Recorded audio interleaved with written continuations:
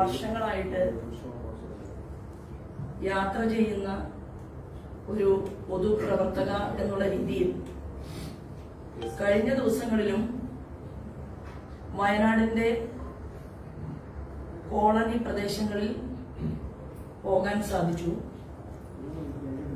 അട്ടപ്പാടിയിൽ സന്ദർശനം നടത്താനായി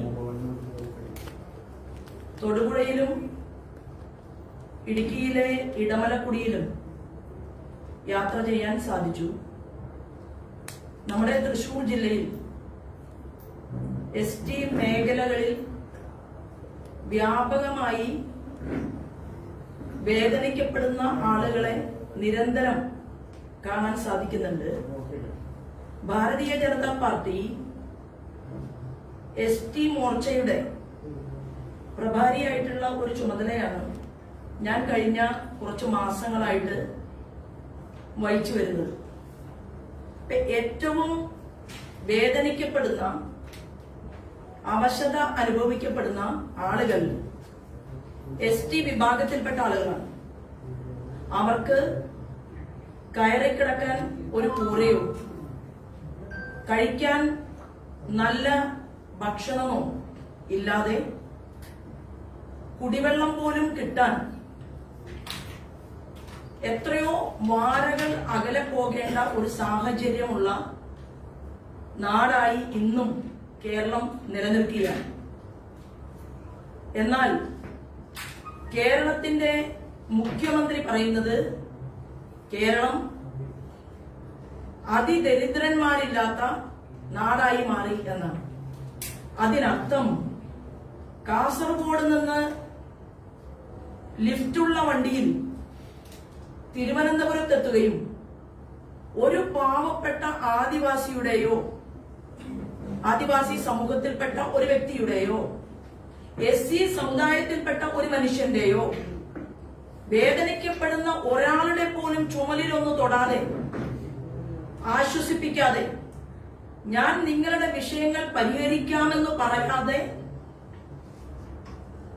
യാത്ര അവസാനിപ്പിച്ച ഒരു മുഖ്യമന്ത്രിക്ക് അതിദാരിദ്ര്യം കാണണമെങ്കിൽ ഇടമലക്കുടിയിലേക്ക് ഒരു യാത്ര നടത്താൻ പറ്റുമോ? അട്ടപ്പാടിയിൽ ഭക്ഷണം കിട്ടാതെ, അതായത് യാതൊരു പോഷകാഹാരവും കിട്ടാതെ ജീവിക്കുന്ന മനുഷ്യരുടെ ഇടയിലേക്ക് ഒരു യാത്ര നടത്താൻ സാധിക്കുമോ? ഇതൊന്നും നടത്താൻ സാധിക്കാത്ത കേരളത്തിന്റെ മുഖ്യമന്ത്രി ഒരു വലിയ അവാർഡിന് അർഹനായിരിക്കുകയാണ്. ആദ്യമായിട്ടാണ് ഭാരതത്തിന്റെ ചരിത്രത്തിൽ ഒരു കമ്മ്യൂണിസ്റ്റ് മുഖ്യമന്ത്രി തന്റെ നാട് അതിദാരിദ്ര്യമില്ലാത്തവരുടെ നാടാണ് എന്ന് പറയാൻ വേണ്ടി കോടിക്കണക്കിന് രൂപയുടെ പരസ്യം നൽകുന്നത്. അപ്പൊ കോടിക്കണക്കിന് രൂപയുടെ പരസ്യം നൽകി ഞാൻ നഗ്നനല്ല, ഞാൻ തുണി ഉടുത്തിട്ടുണ്ട് എന്ന് പറയുന്ന കേരളത്തിന്റെ മുഖ്യമന്ത്രിയുടെ മുഖമോർക്കുമ്പോൾ ഇവിടത്തെ മനുഷ്യർ, ആദിവാസി സമൂഹത്തിൽപ്പെട്ടവർ ഉള്ളിന്റെ ഉള്ളിൽ ശപിക്കുകയാണ്. ഇദ്ദേഹത്തിന്റെ ഭരണകൂടത്തിന്റെ കീഴിലാണല്ലോ ഞങ്ങൾ ജീവിക്കുന്നത് എന്നോർത്തുകൊണ്ട്. ഒരു കാര്യം ഉറപ്പാണ്, മാസങ്ങളും വർഷങ്ങളും മുന്നോട്ട് പോകും.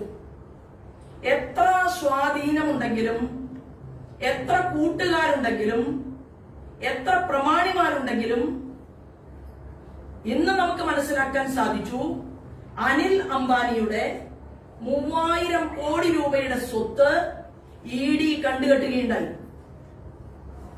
പാവപ്പെട്ട ദരിദ്രന്മാർക്ക് വേണ്ടി കേന്ദ്ര ഗവൺമെന്റ് കൊടുത്തിട്ടുള്ള ഏകാധ്യാപക പാഠശാലകളും സർവശിക്ഷ അഭിയാൻ പദ്ധതിയും അതുപോലെ തന്നെ പൊതുനിരത്തിലേക്ക് റോഡുകൾ ഘടിപ്പിക്കേണ്ട തുകയും ST വിഭാഗത്തിൽപ്പെട്ട കുട്ടികൾക്ക് മറ്റുള്ള കുട്ടികളെ പോലെ ജീവിക്കാൻ ആവശ്യമായിട്ട് കൊടുത്തിട്ടുള്ള വിവിധ കാര്യങ്ങളും വകമാറ്റി ചെലവഴിച്ചുകൊണ്ട് കേരളത്തിന്റെ മുന്നിൽ മുന്നോട്ട് പോയി കേരളത്തിൽ നിന്ന് ഇടയ്ക്കിടയ്ക്ക് തീർത്ഥയാത്ര നടത്തുന്നത് പോലെ അമേരിക്കയിലും അതുപോലെ തന്നെ വിവിധ ഇസ്ലാമിക രാജ്യങ്ങളിലുമൊക്കെ ചുറ്റിക്കറങ്ങി തിരിച്ചു വരുന്ന കേരളത്തിന്റെ മുഖ്യമന്ത്രി വലിയ പാവപ്പെട്ടവരുടെ ഒറ്റുകാരനാണ് എന്ന് പറയാൻ സമൂഹം മുന്നോട്ട് വരികയാണ്.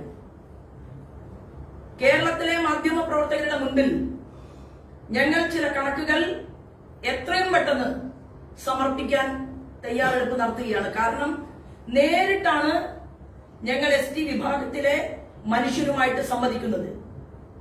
ഒരു 25 സ്ഥലങ്ങളിൽ സന്ദർശനം കഴിഞ്ഞു.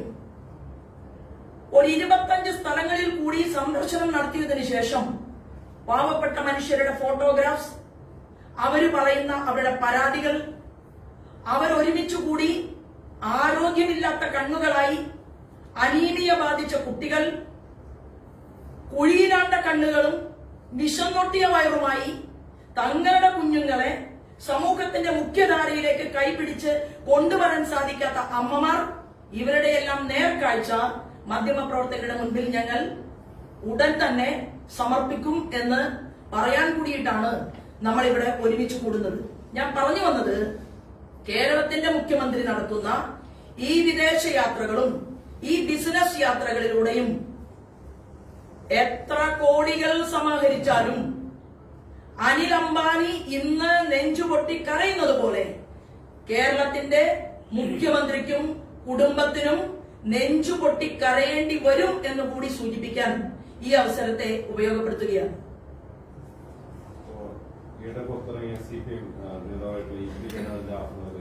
ശോഭാ സുരേന്ദ്രനെ മകനെ ബിജെപിയിലേക്ക് മത്സരിക്കാൻ ഒരു ശ്രമം നടത്തിയെന്ന് ജയരാജൻ പറയുന്നത്. അതിനകത്ത് ഇങ്ങനെയാണ് പറയുന്നത്, സതുദ്ദേശത്തോടെ അല്ല നിന്ന് മനസ്സിലാക്കിയിട്ടുണ്ടായിരുന്നു. എന്നിട്ട് അവർ നിസ്സാരമായാണ് തികഞ്ഞ ആധികാരികതയോടെ സംസ്ഥാനത്തെ പ്രമുഖ വനിതാ നേതാവാണ് ഇത്തരത്തിൽ പച്ചക്കള്ളം പറയുന്നത്.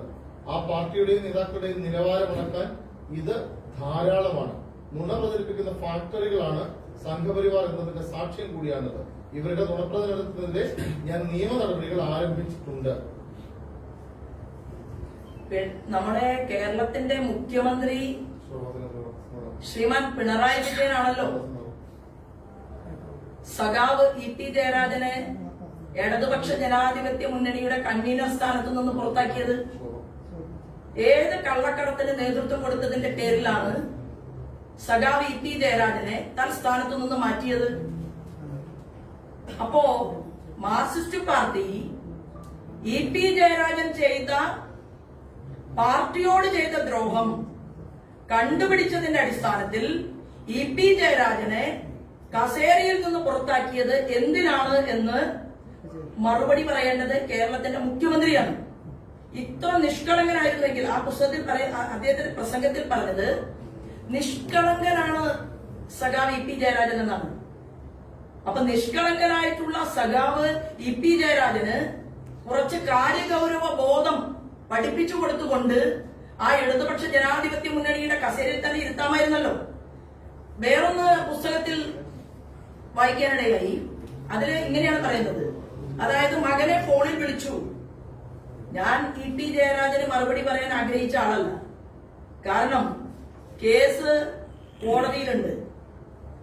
കോൺഗ്രസിന്റെ പണ്ട് രാജ്യഭരണത്തിൽ ഈ നാടിന്റെ ഭരണകൂടത്തിന്റെ സാരഥ്യത്തിലിരുന്ന ഇന്ത്യൻ നാഷണൽ കോൺഗ്രസിന്റെ പ്രഗത്ഭനായിട്ടുള്ള ലീഡർ ശ്രീമാൻ KC വേണുഗോപാലിനെതിരെ കേസ് നടത്തിക്കൊണ്ടിരിക്കുക. അതിനേക്കാളും വലിയ ഒരാളാണ് EP ജയരാജൻ എന്ന് ഞാൻ കരുതുന്നില്ല. അതവിടെ നിൽക്കട്ടെ. അപ്പൊ കേസൊക്കെ ഞാൻ നടത്തി കോടതി മുമ്പാകെ ഇതിന്റെ ബാക്കി മറുപടികളെല്ലാം ജയരാജനെ കൊണ്ട് തന്നെ പറയിപ്പിക്കാൻ ഞാൻ ഈ പൊതുസമൂഹത്തിന്റെ മുന്നിലുണ്ടാകും. എന്നാൽ EP പറഞ്ഞത് ഞാൻ വായിച്ചത്, എന്റെ മകനെ ഫോണിൽ വിളിക്കുന്നു. അപ്പോ മകനെ ഫോണിൽ വിളിച്ചപ്പോൾ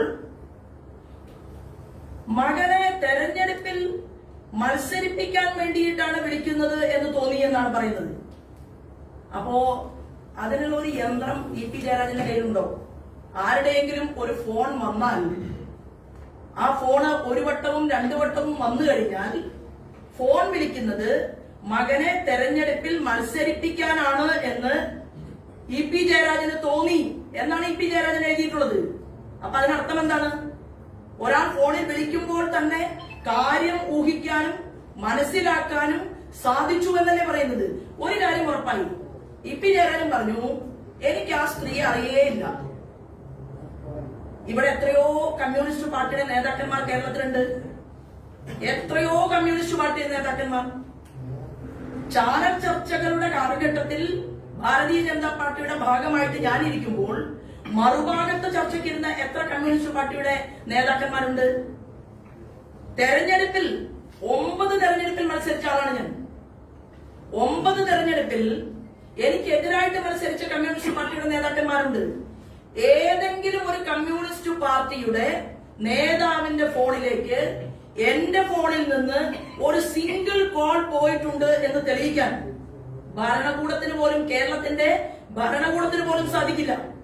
ആ ഒരു സാഹചര്യത്തിൽ എന്തുകൊണ്ടായിരിക്കും സഖാവ് ഇ.പി. ജയരാജൻ ശോഭാ സുരേന്ദ്രനെ കണ്ടത് എന്നതിനെ കുറിച്ചാണ് കേസ് നടക്കുന്നത്. അത് കേസുമായിട്ട് ബന്ധപ്പെട്ട് ഞാൻ മറുപടി പറയും. എനിക്ക് ഞാൻ ആഗ്രഹിക്കുന്നത്, അല്ലെങ്കിൽ ഞാൻ മനസ്സിൽ ചിന്തിച്ചത്, ഇതൊക്കെ വായിച്ചപ്പോൾ ഞാൻ ഉള്ളിൽ ചിരിക്കുകയായിരുന്നു. കാരണം ഓരോ സമയത്തും കേരളത്തിലെ മാധ്യമ പ്രവർത്തകരുടെ മുൻപിൽ ഞാൻ പറഞ്ഞ ഓരോ വസ്തുതകളും മറനീക്കി പുറത്തു വന്നിട്ടുണ്ട്. എന്റെ അഭിപ്രായത്തിൽ ഒരു കേസ് കൂടി എന്റെ പേരിൽ വന്നാലും തിരക്കേടില്ല. ആ പുസ്തകത്തിന് യഥാർത്ഥത്തിൽ ഇടേണ്ട പേര് കള്ളന്റെ ആത്മകഥ എന്നായിരുന്നു. ഇതാണ് എന്റെ അഭിപ്രായം. കാരണം ഒരു സ്ത്രീയെ, അതും 10-30 വർഷം പൊതുപ്രവർത്തന രംഗത്ത് നിന്ന ഒരു സ്ത്രീയെ കാണാൻ വരിക, അതുപോലെ തന്നെ യാത്ര ചെയ്യുക, ദൂര സ്ഥലത്തേക്ക് യാത്ര ചെയ്യുക. ഇവിടെ മാധ്യമ പ്രവർത്തനം നടത്തുന്ന മുഴുവൻ മാധ്യമ പ്രവർത്തകരോട് ഞാൻ പറയാൻ ആഗ്രഹിക്കുന്നത്, രാമനിലയത്തിൽ ഞാനതിന്റെ കോപ്പി എടുത്തിട്ടുണ്ട്, വിവരാവകാശം അവിടെ നിന്ന് ഞാൻ എടുത്തിട്ടുണ്ട്. ആലപ്പുഴയിൽ ഞാൻ തെരഞ്ഞെടുപ്പിന് നിൽക്കുന്ന സമയത്ത് ഞാനൊരു പത്രസമ്മേളനം നടത്തി. ആ പത്രസമ്മേളനത്തിൽ ഞാൻ പറഞ്ഞു, ഞാൻ രാമനിലയത്തിൽ വരുന്നു, മുന്നോട്ട് നടക്കുന്നു. എന്റെ റൂമിൽ നിന്ന് ഞാൻ പുറത്തിറങ്ങി നോക്കി, ഇടത്തോട്ട് നടന്നു, അവിടെ റിസപ്ഷൻ ഉണ്ട്. അവിടെ തന്നെ മന്ത്രി രാധാകൃഷ്ണൻ നിൽക്കുന്നുണ്ടായിരുന്നു. അവിടെ രാധാകൃഷ്ണന്റെ കൂടെ പോലീസ് ഓഫീസർമാരുണ്ടായിരുന്നു. എന്റെ പത്രസമ്മേളനം പഴയത് നോക്കിയാൽ അറിയാം. തൊട്ടടുത്ത മുറിയിൽ സഖാവ് ഇ.പി. ജയരാജൻ ഉണ്ടായിരുന്നു. രാധാകൃഷ്ണൻ മന്ത്രിയെ കവർ ചെയ്ത് ഇങ്ങോട്ടേക്ക് നടന്നു വരാൻ പറ്റില്ല എന്ന് ഇ.പി. ജയരാജൻ പറഞ്ഞതുകൊണ്ടാണ് ഞാൻ പുറത്തിറങ്ങി നോക്കിയത് എന്നാണ് ആലപ്പുഴയിലെ പത്രസമ്മേളനത്തിൽ ഞാൻ പറഞ്ഞത്. അത് ഓർമ്മയുള്ളവര് അല്ലെങ്കിൽ ഒന്ന് റീവൈൻഡ് ചെയ്ത് നോക്കിയാൽ എന്റെ പത്രസമ്മേളനം, പഴയ പത്രസമ്മേളനം കിട്ടും. ഞാൻ വിവരാവകാശം എടുത്തു. ഞാൻ ഏത് റൂമാണ് ബുക്ക് ചെയ്തത്, അത് കോറിഡോറിൽ നിന്ന് വലത്തോട്ട് പോയ റൂമാണ്. രേഖകൾ ഞാൻ തരാം. അത് എന്റെ റൂം. ഞാൻ അവിടെ നിന്ന് പുറത്തിറങ്ങി മുന്നോട്ട് വരുമ്പോൾ മന്ത്രി രാധാകൃഷ്ണന്റെ റൂം, തൊട്ടടുത്ത് ഇ.പി. ജയരാജന്റെ മുറി. ഞാൻ രാമനിലയത്തിൽ അങ്ങനെ വെറുതെ റൂം ബുക്ക് ചെയ്യുന്ന ഒരാളല്ലല്ലോ. ഞാൻ എന്റെ ജീവിതത്തിൽ 3 തവണയാണ് രാമനിലയത്തിനകത്ത് പോയിട്ടുള്ളത്. 1, ശ്രീമാൻ സുരേഷ് ഗോപിയെ കാണാൻ. 2, ബഹുമാനപ്പെട്ട ഗവർണർ, മുൻ ഗവർണർ ആരിഫ് ഗാന്ധിയെ കാണാൻ. 3, സഖാവ് ഇ.പി. ജയരാജനെ കാണാൻ. ഇതിൽ കൂടുതൽ ഒരിക്കൽ പോലും ഞാൻ രാമനിലയത്തിൽ പോയിട്ടില്ല. അവിടുത്തെ CCTV ക്യാമറകൾക്ക് എന്ത് പറ്റി? ഞാൻ ലെഡ്ജറിൽ ഒപ്പുവെച്ച് ഞാൻ പണം കൊടുത്തിട്ടുണ്ട്. ആ ലെഡ്ജർ ബുക്ക് മാധ്യമപ്രവർത്തകരുടെ മുൻപിൽ ഹാജരാക്കട്ടെ. അപ്പൊ ഞാൻ ആലപ്പുഴയിൽ പറഞ്ഞ അതേ കാര്യങ്ങൾ തന്നെ ഞാൻ ഇപ്പോഴും പറയുന്നു. എനിക്ക് ഇങ്ങനെ കാപട്യമുള്ള, കള്ളം മാത്രം പറയാൻ അറിയാവുന്ന ഒരു വ്യക്തിക്ക് വേണ്ടി മറുപടി പറയാനുള്ളതല്ല എന്റെ ശബ്ദം എന്ന് പോലും കരുതുന്ന ഒരാളാണ്. പക്ഷെ മാധ്യമ സുഹൃത്തുക്കൾ വിളിച്ചതിന്റെ അടിസ്ഥാനത്തിൽ ഞാൻ ഇതിന് മറുപടി പറയാൻ വേണ്ടി വന്നു എന്ന് മാത്രമേ ഉള്ളൂ. മൂക്കുകൊണ്ട് ക്ഷാ വരപ്പിക്കും കോടതിയിൽ, ഒരു തർക്കവും വേണ്ട. കാരണം ഇതുവരെ നട്ടലുള്ളവർക്കെതിരെ മുട്ടാൻ ഇ.പി. ജയരാജന് സാധിച്ചിട്ടില്ല. ഈശ്വരാധീനം കൊണ്ട് ഞാൻ ഈ കേസുമായിട്ട് മുന്നോട്ട് പോകും. പിന്നെ ഇ.പി. ജയരാജൻ ഒരു സർട്ടിഫിക്കറ്റും എനിക്കൊരു പുസ്തകത്തിലൂടെ തരേണ്ട ആവശ്യവുമില്ല. ഞാൻ അത് ഒരു താമ്രപത്രമായിട്ട് കരുതുന്നതുമില്ല. എന്നാൽ ഒരു കാര്യം ചെയ്യുമ്പോ തന്റെ ഇടം വേണ്ടേ? ആ കാര്യം മുന്നോട്ട് പോകണമോ? നമ്മൾ ജീവിതത്തിൽ ഒരു തീരുമാനമെടുക്കുമ്പോ പലപ്പോഴും ആലോചിക്കണം. ആലോചിച്ചതിന് ശേഷം ഒരു തീരുമാനമെടുത്താൽ ആ തീരുമാനത്തിൽ ഉറച്ചു നിൽക്കണം. അത് ചെയ്യാൻ സാധിക്കാത്ത ഒരാൾ ഇടതുപക്ഷ പാർട്ടി യോഗം ചേർന്ന് സഖാവ് ഇ പി ജയരാജനെതിരെ ചോദ്യശരങ്ങൾ ഉന്നയിച്ച് പിണറായി വിജയൻ അദ്ദേഹത്തെ ചുമതലയിൽ നിന്ന് മാറ്റി നിർത്തിയതിനു ശേഷം ജയരാജൻ നിഷ്കളങ്കനാണ് എന്ന് പണ്ട് കോടിയേരിയെ കുറിച്ച് പറഞ്ഞല്ലോ, മരിക്കുന്നതിന് മുമ്പ് പറഞ്ഞു. കോടിയേരി ധന്യനാണ്, കോടിയേരിയാണ് പാർട്ടി മുന്നോട്ട് നയിക്കുന്നതെന്നൊക്കെ പണ്ട് പറഞ്ഞു. മരിച്ചുപോയ ആളെ കുറിച്ച് ഇനി പറഞ്ഞ് അതിലേക്ക് ഞാൻ കടക്കുന്നില്ല. അപ്പൊ എനിക്കിതൊക്കെ വളരെ സന്തോഷമേയുള്ളൂ. ബാക്കി പൂരിപ്പിക്കാനുണ്ടല്ലോ. ബിജെപിയിലേക്ക് വരാൻ വേണ്ടി അന്ന് സമ്മതിച്ചിരുന്നു. അല്ല, ഷാള് ഞാൻ പറഞ്ഞു അന്നത്തെ പത്രസമ്മേളനത്തിൽ ഞാൻ പറഞ്ഞല്ലോ, അതായത് 24 മണിക്കൂർ കൂടി കഴിഞ്ഞിരുന്നുവെങ്കിൽ കഴുത്തിൽ ഞങ്ങളുടെ കുങ്കുമഹരിത പതാക വീഴുമായിരുന്നു. അപ്പൊ അതൊന്നും ഇനി ഒരു വിഷയമേ അല്ല. കാരണം ഇപ്പോ മാർക്സിസ്റ്റ് പാർട്ടിയുടെ സംസ്ഥാന ഘടകത്തിന് ഏതൊരു കാര്യത്തെയും ഗീബൽസിയൻ സിദ്ധാന്തം പോലെ നുണയെ സത്യമാക്കി മാറ്റാനും ആടിനെ പട്ടിയാക്കി മാറ്റാനും വളരെ പ്രാഗൽഭ്യമുള്ള ആളുകളാണ്. അങ്ങനെയുള്ള ആളുകൾക്കിടയിൽ ഈ വയസ്സുകാലത്ത് പിടിച്ചു നിൽക്കാനുള്ള ഒരു ശ്രമം സഖാവ് ഇ പി ജയരാജൻ നടത്തുമ്പോൾ മാധ്യമപ്രവർത്തകർ അത് ശരിക്കും വിട്ടുകളയേണ്ടതായിരുന്നു. പിന്നെ നിങ്ങൾക്ക് തീവ്രമായിട്ട് ഈ കാര്യത്തെക്കുറിച്ച് വീണ്ടും വീണ്ടും ചർച്ച ചെയ്യണമെന്നുള്ളത് കൊണ്ട് ഞാൻ നിങ്ങളെ ഫേസ് ചെയ്യാൻ തയ്യാറാണ്.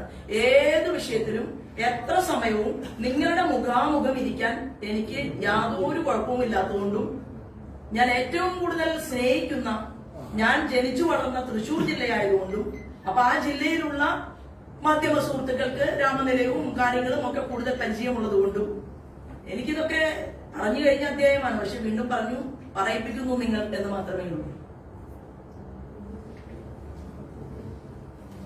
ഒരു കാലത്ത് പ്രത്യേകിച്ച് അഗസ്റ്റിൻ ബ്രദേഴ്സിനെതിരെ വലിയൊരു പ്രസ്ഥാനങ്ങളൊക്കെ രംഗത്തൊന്നും ചേച്ചി മെസ്സിയുടെ കടുത്ത ആരാധികയാണോ? ഞാൻ കടുത്ത ആരാധികയാണ്. മാത്രവുമല്ല, ഞാൻ മുമ്പും പറഞ്ഞിട്ടുണ്ട്, എന്റെ മകൻ നാഷണൽ പ്ലെയർ ആയിരുന്നു, +1 +2. പിന്നീട് ഒരു ആക്സിഡന്റ് പറ്റിയതിനെ തുടർന്ന് കളിക്കാൻ കുറച്ച് ബുദ്ധിമുട്ടുണ്ടായി. എനിക്ക് പറയാനുള്ളത്, ക്ഷേത്രങ്ങളിലെ മുഴുവൻ സ്വർണ്ണാഭരണങ്ങളും ഭഗവാന്റെ കാണിക്കയും മുരാരി ബാബുവിനും അതുപോലെ തന്നെ ദേവസ്വം ബോർഡ് പ്രസിഡന്റിനും ദേവസ്വം മന്ത്രിക്കും മാറ്റാം. എന്നിരുന്നാലും അവർക്ക് ആ കസേരയിൽ തന്നെ തുടരാം എന്ന് പറയുന്നത് പോലെ മരമുറി കേസിൽ 12ഓളം ക്രിമിനൽ കേസുകളിൽ പ്രതിയായിട്ടുള്ള ഒരാൾ ജാമ്യത്തിലിറങ്ങിക്കൊണ്ട് ഒരു മാധ്യമ സ്ഥാപനം നടത്തി മുന്നോട്ട് പോകുമ്പോഴും ആ വ്യക്തിയോടൊപ്പം പോലീസിന്റെ ഉന്നതരായിട്ടുള്ള അധികാരികൾ നടന്നു നീങ്ങുന്ന ഒരു കാഴ്ച വളരെ ദുഃഖത്തോടു കൂടിയാണ് കേരളത്തിന്റെ പൊതുസമൂഹം നോക്കിക്കണ്ടത്. ഈ മുതലാളി, കാരണം ഏറ്റവും കൂടുതൽ ഞാനൊക്കെ ആഗ്രഹിക്കുന്നത്, ചിന്തിക്കുന്നത്, മാധ്യമ സ്ഥാപനത്തിൽ പ്രവർത്തിക്കുന്ന ആളുകൾ ജോലിക്ക് ശമ്പളം വേണം എന്നുണ്ടെങ്കിൽ അതിൽ തന്നെ പ്രവർത്തിക്കണമെന്നില്ലല്ലോ. എത്രയോ കഴിവും പ്രാപ്തിയുമുള്ളവർ മാധ്യമ പ്രവർത്തനം പഠിച്ച് ഇത്തരത്തിലുള്ള സ്ഥാപനത്തിൽ തന്നെ ജോലി ചെയ്യും എന്ന് ചടിക്കുന്ന ആളുകളോട് എനിക്കൊരു അപേക്ഷയുണ്ട്. കാരണം ഈ 3000 കോടി കണ്ടുകെട്ടിയ അംബാനിയുടെ ഗതികേട് തന്നെയാണ് ഭാവിയിൽ ഈ മാധ്യമ മുതലാളിയും അഭിമുഖീകരിക്കാൻ പോകുന്നത് എന്നുള്ള കാര്യത്തിൽ ഒരു തർക്കവുമില്ല.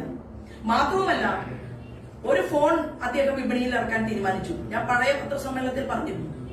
ആ ഫോണിന്റെ പേര് മാംഗോ ഫോൺ എന്നായിരുന്നു. മാംഗോ ഫോൺ വിപണിയിൽ ഇറക്കാൻ തീരുമാനിച്ചിട്ട് 3 കമ്പനികൾ അദ്ദേഹം തുടങ്ങി വിദേശത്ത്. ആ 3 കമ്പനികൾക്കും വെബ്സൈറ്റ് ഉണ്ടാക്കി. ഞാൻ അന്ന് രേഖകളെല്ലാം മാധ്യമ പ്രവർത്തകർക്കും നൽകിയിരുന്നു. ആ 3 വെബ്സൈറ്റുകളിലേക്കും രാജ്യത്തെയും ഇന്റർനാഷണൽ ആയിട്ടുള്ള ആളുകളെയും പൈസ നിക്ഷേപിക്കാനുള്ള സാഹചര്യം ഒരുക്കി. കോടിക്കണക്കിന് രൂപ മാംഗോ ഫോൺ തട്ടിപ്പ് വഴി അദ്ദേഹം സ്വാംശീകരിച്ചെടുത്തു. അതിലൊരു ഇരയാണ് മുൻ മന്ത്രി മഞ്ഞളാംകുഴി അലിയുടെ സഹോദരൻ. അദ്ദേഹം ഇപ്പോഴും മഞ്ചേരി കോടതിയിൽ കേസ് നടത്തിക്കൊണ്ടിരിക്കുകയാണ്. 20 കോടിയോളം അദ്ദേഹത്തിന് നഷ്ടപ്പെട്ടു. നിരവധിയായിട്ടുള്ള ആളുകൾക്ക് കോടിക്കണക്കിന് രൂപ അദ്ദേഹം ആ വിഷയത്തിൽ കൊടുക്കാനുണ്ട്. പണമെല്ലാം അക്കൗണ്ടിലേക്ക് വന്നു കഴിഞ്ഞപ്പോൾ എന്ത് ചെയ്തു? ആ കമ്പനികളെല്ലാം വെബ്സൈറ്റ് വരെ ഇല്ലാതായി. കോടിക്കണക്കിന് രൂപ സമാഹരിച്ചെടുത്തതിന് ശേഷം വെബ്സൈറ്റ് എല്ലാം തന്നെ റിമൂവ് ചെയ്ത് കളഞ്ഞു. അതുപോലെയാണ് മെസ്സിയുടെ വരവ് നമ്മൾ കേരളം കണ്ടത്. കാരണം സ്പാനിഷ് ഭാഷ മാത്രം കൂടുതലായിട്ട് മാത്രം കൈകാര്യം ചെയ്യുന്ന ആദരണീയനായിട്ടുള്ള മെസ്സി, ആ മെസ്സിയെ കൊണ്ടുവരാൻ വേണ്ടിയിട്ട് ലോകം മുഴുവനുമുള്ള ആരാധകർ, ഫുട്ബോൾ പ്രേമികൾ പൈസ സ്പോൺസർ ചെയ്യാൻ തയ്യാറെടുപ്പ് നടത്തി. എത്ര ആളുകളുടെ കയ്യിൽ നിന്ന് പൈസ സ്പോൺസർ ചെയ്തെടുത്തിട്ടുണ്ട് എന്നതിനെ കുറിച്ച് പരിശോധിക്കപ്പെടേണ്ടതാണ്. എങ്ങനെയാണോ ഭഗവതിയുടെയും ഭഗവാന്റെയും സ്വത്ത് കള്ളന്മാരായിട്ടുള്ള വ്യക്തികൾക്ക് ഏൽപ്പിച്ചു കൊടുത്തത്, അതേ സാഹചര്യത്തിൽ എനിക്കും നിങ്ങൾക്കും അവകാശപ്പെട്ട കൊച്ചിയിലെ സ്റ്റേഡിയം ഒരു കരാറ് പോലും ഇല്ലാതെ എങ്ങനെയാണ് മിസ്റ്റർ ആന്റോയ്ക്ക് ഏൽപ്പിച്ചു കൊടുത്തത്? അതിൽ ആന്റോയുടെ സഹോദരന്മാർ പാർട്ട്നേഴ്സ് ആണോ, ആരൊക്കെയാണുള്ളത് എന്നതിനെ കുറിച്ചും പൊതുസമൂഹം അന്വേഷിക്കും. തീർച്ചയായിട്ടും ഇതിന്റെ നാൾവഴികളിലൂടെ ഒരു സാധാരണക്കാരിയായിട്ടുള്ള ഞാനും അന്വേഷണം ഒക്കെ ചെറിയ രീതിയിൽ, കാരണം ഞാൻ അങ്ങനെ വലിയ ഇംഗ്ലീഷ് സ്കൂളിലല്ല പഠിച്ചത്, CBSE സിലബസ് ഒന്നും പഠിച്ച ആളല്ല. ഞാനൊരു സാധാരണക്കാരി, പാടത്തൊക്കെ പണിയെടുത്ത് കഷ്ടപ്പെട്ട് അങ്ങനെ കയറി വന്ന ഒരാളാണ്. അപ്പോ എന്നാലും എന്നെ കൊണ്ടാവുന്ന രീതിയിൽ 10-30 കൊല്ലത്തെ ഒരു എക്സ്പീരിയൻസ് ഒക്കെ ഉണ്ടല്ലോ. അപ്പൊ നമ്മളും കുറച്ച് ഇങ്ങനെ അതിന്റെ പിറകിൽ യാത്ര ചെയ്യുന്നുണ്ട്. അതിലുപരി ഞാൻ മാധ്യമ സുഹൃത്തുക്കളോട് ഒരു കാര്യം പറയുകയാണ്. ഞാൻ എന്നെ വേട്ടയാടിയപ്പോൾ, എന്നെ വേദനിപ്പിച്ചപ്പോൾ എനിക്ക് 10,000 തന്ന് സഹായിച്ചവരും 25,000 തന്ന് സഹായിച്ചവരും 1,00,000 തന്ന് സഹായിച്ചവരും ഒക്കെ ഈ കേരളത്തിന്റെ പൊതുസമൂഹത്തിനകത്തുണ്ട്. എന്നാൽ 100 രൂപ പോലും ഞാൻ 9 തെരഞ്ഞെടുപ്പുകളിൽ മത്സരിച്ചിട്ട് ആവശ്യപ്പെടാത്ത ഒരു വ്യക്തി ഒരു മാധ്യമ സ്ഥാപനത്തെ ഉപയോഗിച്ച് എന്നെ വേട്ടയാടി എന്നെ അപമാനിക്കാൻ പരിശ്രമിച്ചപ്പോഴും ഞാൻ നേരെ തൃശ്ശൂരിൽ നിന്ന് പോയത് ഡൽഹിയിലെ സുപ്രീം കോടതിയിലേക്കല്ല. ഞാൻ തൃശ്ശൂരിൽ നിന്ന് പോയത് ഗുരുവായൂരിലേക്കാണ്. എന്റെ സുപ്രീം കോടതി ഗുരുവായൂരപ്പനാണ് എന്ന് വിശ്വസിച്ചുകൊണ്ട് ആ സുപ്രീം കോടതിയിലേക്ക് നടന്നുപോയി. എന്റെ സുപ്രീം കോടതിയിലേക്ക് ഞാൻ നടന്നുപോയി. ഞാൻ അവിടെ ഒരു അപേക്ഷ സമർപ്പിച്ചിട്ടുണ്ട്. ആ അപേക്ഷയ്ക്ക് ഒരു റിസൾട്ട് കൂടി ഉണ്ടാകാൻ പോകുന്നുണ്ട് എന്ന് മാത്രമേ ഇപ്പൊ അതിനെക്കുറിച്ച് ഞാൻ പറയുന്നു. റൗഡി ലിസ്റ്റിൽ പേരുള്ള ഈ അഗസ്റ്റിൻ ബ്രദേഴ്സിന് ഈ ചാനൽ തുടങ്ങാൻ വേണ്ടി എങ്ങനെയാണ് BJP, പ്രത്യേകിച്ച് കേന്ദ്ര വാർത്താ വിതരണ മന്ത്രാലയത്തിന്റെ ലൈസൻസ് അത് BJP മറുപടി വേണ്ടല്ലേ? അല്ല, ഞാൻ പറഞ്ഞല്ലോ, ഇപ്പോ അവരാണ് ആ രേഖ മുന്നോട്ട് വെക്കേണ്ടത്. ROCക്ക് കൊടുത്ത പരാതി ഇപ്പോൾ എവിടെ എത്തി നിൽക്കുന്നു? ROCയുടെ മുന്നിൽ നിന്ന് കൃത്യമായിട്ട് ചാനലിന്റെ പേര് മാറ്റാൻ സാധിച്ചിട്ടുണ്ടോ? നികേഷ് കുമാറുമായിട്ട് ആ ചാനലിലുള്ള ബന്ധം അവസാനിച്ചുവോ? ഇത് ഉത്തരം പറയേണ്ടത് ഞാനല്ല, കേന്ദ്രത്തിന്റെ ഉന്നതരായിട്ടുള്ള ഏജൻസികൾക്ക് മുൻപാകെ വിവിധങ്ങളായിട്ടുള്ള ആളുകൾ കൊടുത്ത പരാതികൾ നിലനിൽക്കുന്നുണ്ട്. അപ്പോ ഞാൻ പറഞ്ഞല്ലോ, 1 മാസമോ 1 കൊല്ലമോ 10 കൊല്ലമോ കഴിഞ്ഞാലും 3000 കോടി അപഹരിച്ചെടുത്ത അനിൽ അംബാനിയുടെ ഈ 3000 കോടി കണ്ടുകെട്ടിയത് ഈ കേന്ദ്ര ഗവൺമെന്റ് തന്നെയാണ് എന്നുള്ള ഒരു ബോധ്യം അതെല്ലാവർക്കും ഉണ്ടാകുന്നത് നല്ലതാണ് എന്നാണ് ഞാൻ സൂചിപ്പിച്ചത്. ഇപ്പോ ചൊറിഞ്ഞ് സംസ്ഥാന പ്രസിഡന്റിനെയും ചൊറിഞ്ഞു. അപ്പൊ സംസ്ഥാന പ്രസിഡന്റിന്റെ ഭാഗത്ത് നിന്ന് എന്തുണ്ടായി? ഭാരതീയ ജനതാ പാർട്ടിയുടെ എല്ലാ നിയോജക മണ്ഡലത്തിലെയും വിവിധങ്ങളായിട്ടുള്ള ആളുകൾ പോലീസ് സ്റ്റേഷനുകളിൽ പരാതി കൊടുക്കുകയും അവരും കോടതിയെ സമീപിച്ചിട്ടുണ്ട്. സംസ്ഥാന അധ്യക്ഷനും കോടതിയെ സമീപിച്ചിട്ടുണ്ട്. അപ്പൊ അതെല്ലാം ഭാവിയിൽ കേരളത്തിൽ നമുക്ക് കാത്തിരുന്ന് കാണാം എന്നുള്ളതാണ്. താങ്കൾ ഒരു പരാതികളും മറ്റും കൊടുത്തിരുന്നു കേന്ദ്ര ഏജൻസികൾക്ക്. അതിൽ എന്തെങ്കിലും തരത്തിലുള്ള മറുപടികളോ അന്വേഷണമോ മറ്റും ഉണ്ടായിട്ടുണ്ടോ? പരാതികളുമായി മുന്നോട്ട് പോകുന്നു എന്നായിരുന്നു നമ്മൾ മാധ്യമങ്ങളെ കണ്ടപ്പോൾ. ഞാൻ മാധ്യമ പ്രവർത്തകരെ, കാരണം ഒരു മാധ്യമ മുതലാളി ആയതുകൊണ്ട് തന്നെ ഞാൻ മാധ്യമ പ്രവർത്തകരുടെ മുൻപാകെ പല ചോദ്യങ്ങൾക്കും മിസ്റ്റർ ആന്റോയുമായി ബന്ധപ്പെട്ട പല ചോദ്യങ്ങൾക്കും ഉത്തരം തന്നു എന്ന് വരില്ല. കാരണം അതിന് ബാധ്യതപ്പെട്ട ആ ചോദ്യത്തിന് എനിക്ക് ബാധ്യതപ്പെടാനും സാധ്യമല്ല. കാരണം അപമാനിക്കപ്പെട്ടിട്ടുള്ളത് എന്റെ വ്യക്തിത്വത്തിനെയാണ്. അത് തീർച്ചയായിട്ടും നല്ല മനോഹരമായി തന്നെ നിയമപരമായി തന്നെ, എന്നാൽ ഞാൻ പറഞ്ഞു 1ാം സ്ഥാനം എനിക്ക് ഗുരുവായൂരിലാണ്. അത് കഴിഞ്ഞ് ചെയ്യേണ്ട കാര്യങ്ങളെല്ലാം മുറയ്ക്ക് നടക്കുന്നുണ്ട്. അതിലൊന്നും ആരും ഒരു വിഷമവും വേണ്ട. അതിന്റെ റിസൾട്ട് വരുമ്പോ നമുക്ക് വീണ്ടും അത് ചർച്ച ചെയ്യാം. എന്നാൽ ചോദ്യം കേരളത്തിന്റെ മുഖ്യമന്ത്രിയോടാണ്. ഈ മുഖ്യമന്ത്രിക്ക് നാണമുണ്ടോ? കേരളത്തിലെ ജനങ്ങൾക്ക് അവകാശപ്പെട്ട ഒരു സ്റ്റേഡിയം ഒരു കരാറ് പോലും ഇല്ലാതെ കൊടുക്കാൻ, ഏൽപ്പിച്ചു കൊടുക്കാൻ എന്താണ് കേരളത്തിന്റെ മുഖ്യമന്ത്രി പിണറായി വിജയനും വകുപ്പ് മന്ത്രിയും ഈ മാധ്യമ മുതലാളിയും തമ്മിലുള്ള ബന്ധം എന്ന് വ്യക്തമാക്കേണ്ടതാണ്. കേരളത്തിന്റെ മുഖ്യമന്ത്രിയാണ്, കേരളത്തിന്റെ ആഭ്യന്തര വകുപ്പ് മന്ത്രിയാണ്. അത് മാർക്സിസ്റ്റ് പാർട്ടിയുടെ സംസ്ഥാന ഘടകം കൂടി മറുപടി പറയേണ്ടതായിട്ടുള്ള ഒരു വസ്തുതയാണ്. മെസ്സി വരട്ടെ, മെസ്സി വരുന്നതിന് നമ്മൾ എല്ലാവരും സന്തോഷത്തിലാണ്. മെസ്സി ആര് കൊണ്ടുവരണം? കേന്ദ്രത്തിന് സ്പോർട്സ് വകുപ്പ് മന്ത്രിയുണ്ട്. കേന്ദ്ര സ്പോർട്സ് മന്ത്രിയും കേരളത്തിന്റെ സ്പോർട്സ് മന്ത്രിയുടെ സാമ്പത്തിക സ്രോതസ്സിനെ കുറിച്ച് ദേശീയ ഏജൻസി അന്വേഷണം നടത്തണം എന്നുകൂടി ഭാരതീയ ജനതാ പാർട്ടി ആവശ്യപ്പെടുകയാണ്. എന്താണ് ഈ അഭിഹിതമായിട്ടുള്ള ബന്ധം? എന്ത് അടിസ്ഥാനത്തിലാണ് ധാർമ്മികതയുടെ പേരിലാണ് ഈ മാധ്യമ മുതലാളിക്ക് ഇങ്ങനെ മെസ്സിയെ കൊണ്ടുവരാനുള്ള അനുമതി കൊടുത്തത്? മുഖ്യമന്ത്രി പ്രധാനമന്ത്രിയെ കാണാൻ പോയതല്ലേ? പ്രധാനമന്ത്രി എത്രയോ തവണ കണ്ടതല്ലേ? കേരളത്തിൽ മെസ്സിയെ സ്നേഹിക്കുന്ന ആരാധകന്മാരുള്ള നാട്ടിൽ, ഫുട്ബോൾ പ്രേമികളുള്ള നാട്ടിൽ മെസ്സി വരണം എന്നുണ്ടെങ്കിൽ എന്തുകൊണ്ട് സ്പോർട്സിന്റെ മന്ത്രി ഒരു കത്ത് മുഖ്യമന്ത്രിയെ ഏൽപ്പിച്ച് ആ കത്ത് മുഖ്യമന്ത്രി ഇന്ത്യൻ പ്രധാനമന്ത്രിക്ക് ഹാൻഡ് ഓവർ ചെയ്യില്ലേ? ചെറുപ്പക്കാരുടെ യുവതയുടെ സമ്മേളനത്തിൽ പങ്കെടുത്ത ആളാണ് ഇന്ത്യയുടെ പ്രധാനമന്ത്രി. യുവാക്കൾക്ക് ഏറെ ഇഷ്ടമുള്ള ഈ സ്പോർട്സിലേക്ക് അന്യരാജ്യത്തു നിന്ന് ഒരാൾ വരണമെന്ന് പറഞ്ഞാൽ തീർച്ചയായിട്ടും അതിനെ ഇന്ത്യൻ പ്രധാനമന്ത്രി അംഗീകരിക്കാതിരിക്കുമോ? എന്നാൽ ആര് കൊണ്ടുവരുന്നു, എന്തിനു കൊണ്ടുവരുന്നു? ഇല്ലാത്ത മാംഗോ ഫോണിന്റെ പേരിൽ കൊണ്ടുവന്നതുപോലെ ഇങ്ങനെ കൊണ്ടുവരാൻ വേണ്ടി എന്ത് പരിരക്ഷയാണ് അദ്ദേഹത്തിനുള്ളത്? ഇതിന് മറുപടി പറയേണ്ടത് സ്പോർട്സ് മന്ത്രി മാത്രമല്ല, കേരളത്തിന്റെ മുഖ്യമന്ത്രി കൂടിയാണ്. കായികമന്ത്രി ഒടുവിൽ പറഞ്ഞത് മാർച്ചിൽ വരുമെന്നാണ്. അത് നോക്കാനോ, അതിൽ കേന്ദ്ര ഗവൺമെന്റ് ഇടപെടൽ നടത്തും. അങ്ങനെ ഒരു കളി നടത്തുന്ന വ്യക്തി കേരളത്തിലേക്ക് വരുന്നുണ്ടെങ്കിൽ കേന്ദ്രത്തിന്റെ സ്പോർട്സ് മന്ത്രി അറിയാതെ അത്തരം ഒരാൾ ഇങ്ങോട്ടേക്ക് വരുമെന്ന് ഞാൻ എന്തായാലും തൽക്കാലം വിശ്വസിക്കുന്നില്ല. ഇപ്പോ